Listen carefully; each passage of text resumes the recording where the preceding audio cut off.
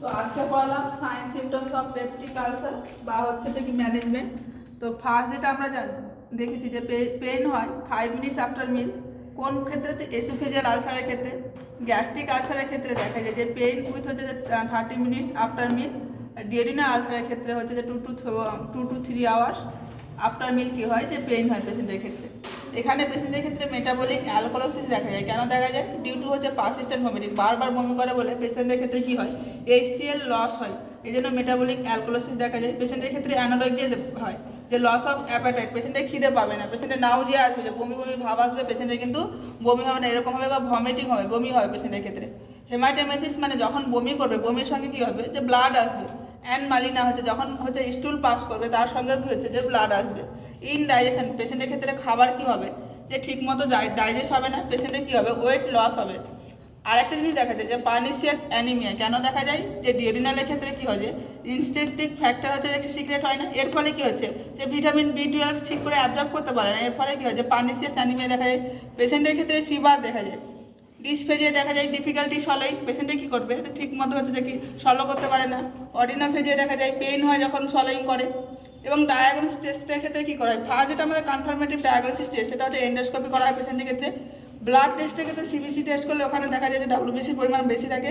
USG করতে হবে, যেমন এই ইউরিয়া ব্রেথ টেস্ট, আমরা যেমন কজে পড়েছিলাম যে মোস্ট কমন কজ হচ্ছে H. পাইলোরিক ইনফেকশনের জন্য কী দেখা যায়, পেপটিক আলসার দেখা যায়।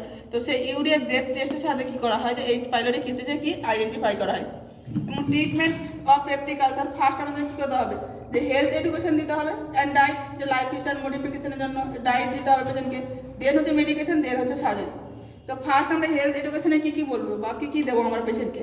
তো অ্যাভয়েড হচ্ছে গ্যাস্ট্রিক রিটার্ন, যেমন হচ্ছে টি, কফি, এই সমস্ত জিনিসগুলো কী করতে হবে, বা স্পাইসি ফুড অ্যাভয়েড করতে হবে। পেশেন্টকে কী করতে হবে, অ্যাডভাইস দিতে হবে যে প্রোটিন জাতীয় খাবার কী করতে হবে, ইনটেক করতে হবে বেশি পরিমাণ, ভিটামিন সি জাতীয় বা ভিটামিন B12, যেহেতু আমরা কী পড়লাম সায়েন্স সিনেমা পার্নিসিয়াস অ্যানিমিয়া দেখছি, তাহলে আমাদের কী করতে হবে, সমস্ত হচ্ছে ভিটামিনগুলো দিতে হবে। কার্বোহাইড্রেট অ্যান্ড হচ্ছে লিকুইডের পরিমাণটা কী করতে হবে, বাড়াতে হবে। ফ্যাটের পরিমাণটা কী করতে হবে, পেশেন্টের ক্ষেত্রে খাবারটা হচ্ছে যে ডিক্রিজ করতে হবে। এবং মেডিকেশন অফ পেপটিক আলসার, কী কী মেডিকেল ম্যানেজমেন্ট করা হয়। তো ফার্স্ট যেটা হচ্ছে protein pump inhibitors groups of drug দেওয়া হয়। এখানে কী করা হয়, যে প্যারাইটাল সেল অ্যাক্ট করে এবং HCl সিক্রেশনটা কী করে, ডিক্রিজ করে যায়। তো সেই সমস্ত মেডিসিনের নামগুলো যেমন হচ্ছে প্যান্টাপ্রাজল, ওমেপ্রাজল বা ল্যান্সোপ্রাজল। তো এই সমস্ত মেডিসিন যদি অ্যাডভাইস করা থাকে তাহলে কখন দেওয়া, বেস্ট টাইম হচ্ছে 30 মিনিট বিফোর মিল। এবং যদি কেউ ফলো আপে থাকে ডেলি যদি নেই, তাহলে হচ্ছে OD ডোজটা হচ্ছে যে আর্লি মর্নিংয়ে সব থেকে নেওয়া হচ্ছে বেস্ট। দেন হচ্ছে H2 ব্লকার, এখানে কী করে, H2 ব্লকারটা কী করে, যে HCl সিক্রেশনটাকে কী করে, ডিক্রিজ করে দেয়। এখানে যেমন মেডিসিনের নাম আছে সিমিটিডিন, র্যানিটিডিন, ফেমোডিডিন, এই সমস্ত মেডিসিনগুলো দেওয়া হয়। এখানে যে মেডিসিনের সাইড এফেক্ট দেখা যায়, কনফিউশন, এই জন্য হচ্ছে যে কি এই মেডিসিনগুলো কখনোই প্রেসক্রিপশন ছাড়া হচ্ছে যে কি দেওয়া যায় না। H2 ব্লকার হচ্ছে বেস্ট টাইম হচ্ছে ফার্স্ট বাইট অফ মিল, যখন প্রথম খাবারটা খাবে তখনই কী করবে, যে সেই মেডিসিনটা নেবে। বা সেকেন্ড প্রায়োরিটি দিতে পারে, যেটা হচ্ছে যে খাবার 30 মিনিট আগে কী করতে পারে, যে H2 ব্লকারটা খেতে পারে। OD ডোজ থাকলে অবশ্যই কী করবে, যে always given at bed time, কারণ এটা কী করে, যে ডিক্রিজ করে নক্সোনাল সিক্রেশন। এবং অ্যান্টাসিড, পেশেন্টের ক্ষেত্রে কী হয়েছে, যে খাওয়ার পরে গ্যাস ফর্মেশন আছে, তো এটা কী হচ্ছে অ্যালকালিন ইন নেচার, এটা কী করে নিউট্রালাইজ করে দেয় সেই গ্যাসটাকে। তো এটা কী করা হয়, যে গিভেন আফটার মিল, যে খাবার পরে দেওয়া হয়। তো যেমন এক্সাম্পল হচ্ছে অ্যালুমিনিয়াম হাইড্রোক্সাইড। তো এই মেডিসিনটা কী হচ্ছে অ্যান্টাসিড দেওয়া হয়। কখন দিচ্ছি আমরা, যখন পেশেন্ট হচ্ছে খাবার খাওয়ার পরে হচ্ছে, তো খাবার খাওয়ার পরে আমরা করছি এই মেডিসিনটা দিচ্ছি। তো মোস্ট কমন সাইড এফেক্ট দেখা যায় এই মেডিসিনটা হচ্ছে কনস্টিপেশন।